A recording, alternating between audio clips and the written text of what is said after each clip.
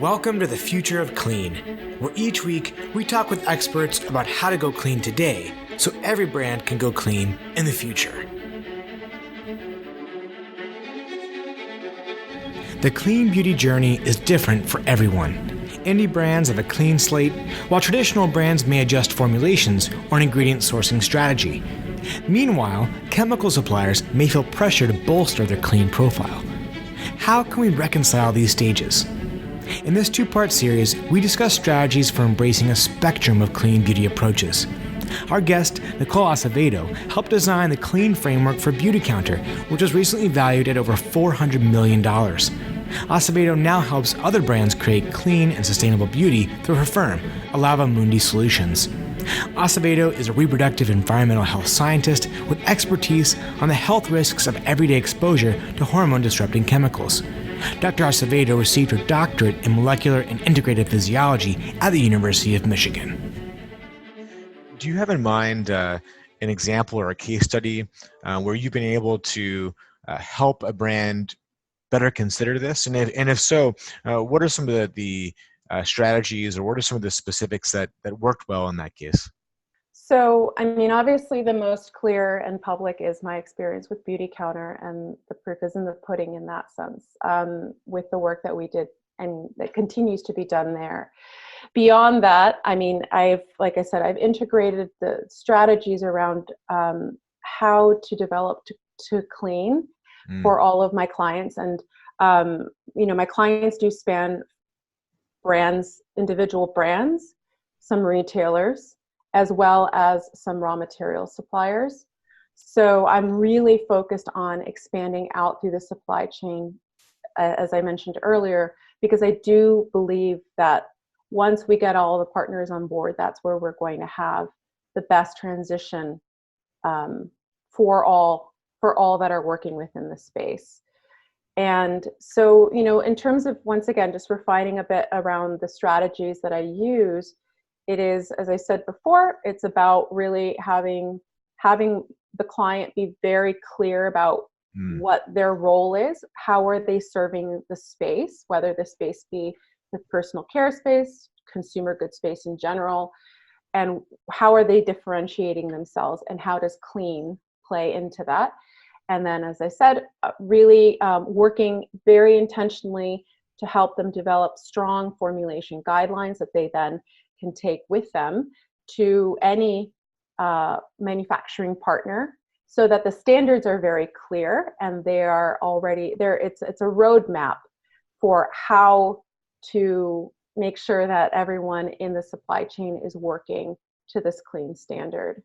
And obviously there is a component of restricted substance lists that are very company specific, and that they focus, like I said, on whatever the client is looking to focus on.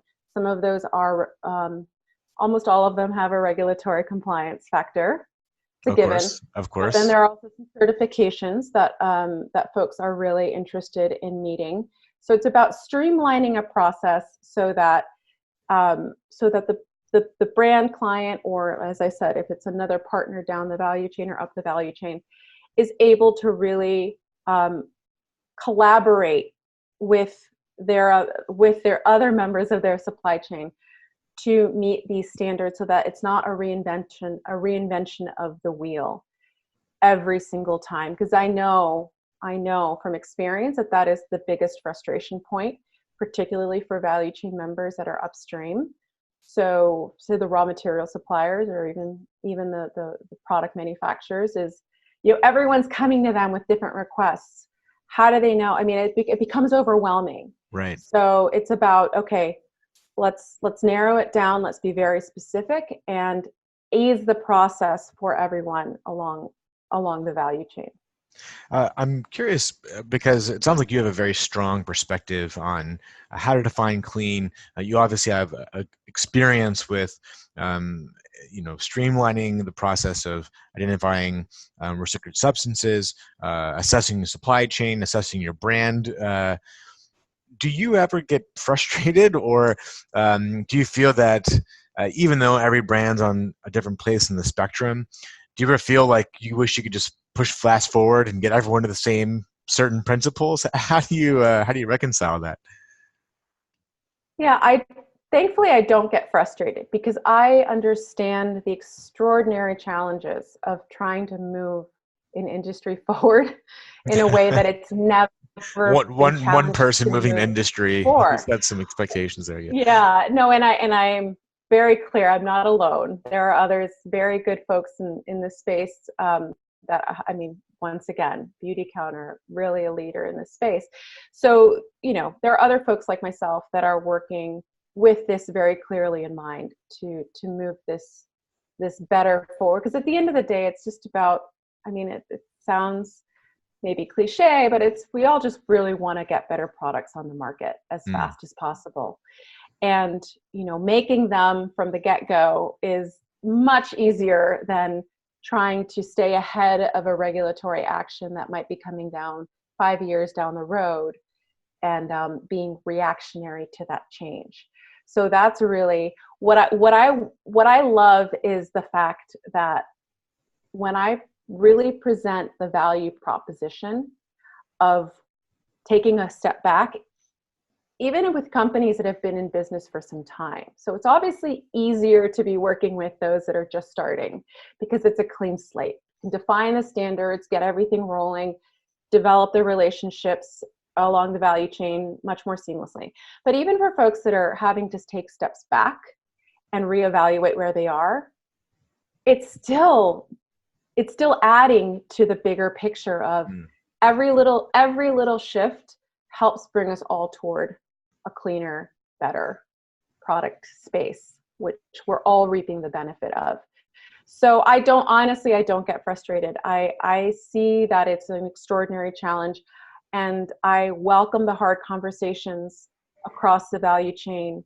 And I will say that the hardest conversations I have are not with brand clients. It's around, conversations with raw material suppliers. Wow. Or other industry spaces that, they're removed from the consumer. They're doing what, they're making the stuff that people have been using for a long time. And then all of a sudden they feel blindsided because suddenly whatever they're making is being scrutinized and demonized in some cases. And it's an extraordinarily challenging place to be. And it's hard not to sit there and feel like, well, why are we under attack? So one of the things that I've really undertaken, particularly in the last year and a half, is to be working much more intentionally in that space around having these open conversations with raw material suppliers to really have them understand that the extraordinary value of seeing where the marketplace is going, and to pivot and to embrace these changes. And obviously it's easier said than done for some folks than others, but it's already, like, as I said before, this train is moving. It's moving. It's not stopping. So resisting it is futile. It's futile. It's futile. Yeah. And so there's a lot of things that, need to change, both from a, long-standing business practice standpoint for a lot of these companies, as well as just kind of a psychological perspective on how business is done. And the other thing that I am extremely clear is that transparency is key. In transparency happens in different ways, but transparency and a commitment to it really is key to ensuring long-term success, whether that be for your raw material or for your brand at large. And it's about trust. You cannot, in this day and age, consumer trust is driving everything. The Future of Clean is brought to you by Apernova, because we're committed to helping every brand deliver on the values we believe in: safety, performance, sustainability, and transparency. Learn more at apernova.com or find us on social media like LinkedIn and Twitter. What's driving the engine of this train moving forward? Several things. Like I said, some they're the what maybe be a bit more obvious. For example, incredible consumer advocacy that we've been seeing over the last couple decades around consumer product safety. And obviously, as we see, we have more research that comes through and is kind of pointing to certain concerns around particular chemicals or chemical classes. You know, that's probably incited the most change in the industry spaces, because it's a consumer concern that is really translating into required shifts in the marketplace, because if the consumer doesn't trust something, they're not going to buy it. But there are other factors which, like I said, they don't have to be sexy or overly in the open, but a lot of shifts in investor requirements around sustainability strategies has been shifting the company businesses in really meaningful ways. Wow. And yeah, I mean, just obviously the continued evolution of regulatory shifts that we're seeing, or potential regulatory shifts. So as I'm sure you're well aware, the EU, I mean, the REACH registration program is quite new. I mean, it was initiated in 2007, so it's 12 years old, and it's been such a strong driver, not just for regulation of chemicals, but also for increased transparency around these chemicals, because of the nature of how the registration process is conducted. It's not perfect, but it's moved the needle tremendously. I mean, tremendously. So here in the States, we don't have the same regulatory oversight at a federal level of any kind. But there's obviously, people that are trying to do business I shouldn't say people that are trying to do business. People that are doing business in the consumer goods space are smart enough to know that you have to incorporate any regulatory shifts that are happening around the world into your process, because if not, you don't want to be regulated out of your product development. But what's really fascinating here in the States is that we're seeing this real upsurge in states that are starting to put forth some stronger regulatory initiatives around both ingredient safety, chemical disclosure at large, and transparency at large. So it's really interesting that you start to see how these shifts occur, and time will tell which of these factors really continue to be the bigger driver, but they're all happening at the same time. So I'm imagining a Venn diagram of clean beauty drivers. And you mentioned investor pressures. I actually haven't read much about that. I actually had a conversation a few weeks ago about investors in sustainable brands. And those sustainable brands are now more in the beauty and personal care space. It's a rapidly growing market segment. You see global growth, you see rising middle classes in developing countries. So there's, from an investor perspective, not only the great market opportunity, but the opportunity to take advantage of sustainability. Yeah, absolutely. And it goes beyond, it's really interesting because sustainability as a driver has been in effect a lot longer, I think, as an investor initiative. But what we're looking at now is we're seeing that green chemistry is, really being adopted at the investor level, like a push for green chemistry, and just the market itself is booming, right? It's growing quite rapidly, and there's also just like I said, it makes sense. It makes sense. Yeah. It makes sense that if you are still using chemicals that are known to be or are potentially hazardous, that's really risky business. So investors are really keen on that. They want to make sure that the companies that they're investing in are very looking more than 3 to 5 years ahead and understanding the risks of that. And so really it's about incentivizing everybody to realize, look, if you want to look at it just as a numbers game, the business story is really playing out to show that better products are better business. So why aren't we all moving in that direction? So It's really, yeah, well, as you've raised a lot of really great points, and I think you're outlining some of your transition in the industry, and then pointing out some of the key drivers that have been building over the past number of years. Looking ahead, where do you see the idea of clean beauty moving forward? And are there some recommendations that you might provide to a brand that wants to make sure that they're ahead of that trend? You mentioned some strategies throughout our conversation, but really kind of looking into the future, what do you think the future of clean looks like? yeah, I mean, I think that we're, you know, and like I said, I'm not alone in this space. I have some wonderful peers in this space that are working just as hard as I am to move this initiative forward.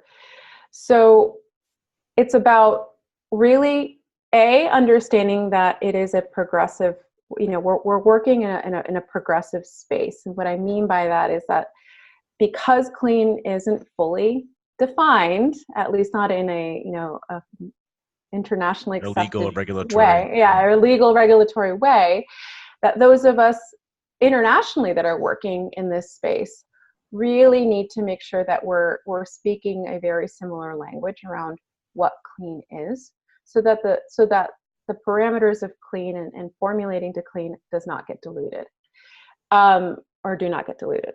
So to me, it's about being really transparent in my own process of evaluation. What, you know, it's as long as you define a methodology and you make it really clear what it is, you know, then Adhering to you can, that makes it a lot easier. yeah, there isn't a mystery. It isn't a secret sauce evaluation. It's, these are the parameters. Like I said before, there's a spectrum. If we're really looking at the full spectrum and we're really like 100% focused on human health and environmental impacts, then let's detail out what those individual parameters are and how we're assessing safety along each one of those points. And then integrating that to the needs of whoever the marketplace, you know, holder is, or the industry, or the specific brand or whatnot. So really it's about continuously putting out there, this is what we're looking at from a human health and environmental safety standpoint. And how do we build out from that, and how do we do it as a network of folks in the space to make sure there's integrity with it. And that's really it. I mean, like I said, I certainly have no incentive to lay claim that I've created a system. It's not about that. It's about just taking all of the experience, expertise in general, and, you know, putting it together for everyone that I work with so that they understand where the process started, and where it currently is. And yeah, how do you keep an eye to the future? So to your question around where I see clean beauty going, I don't know how far in advance I can see that.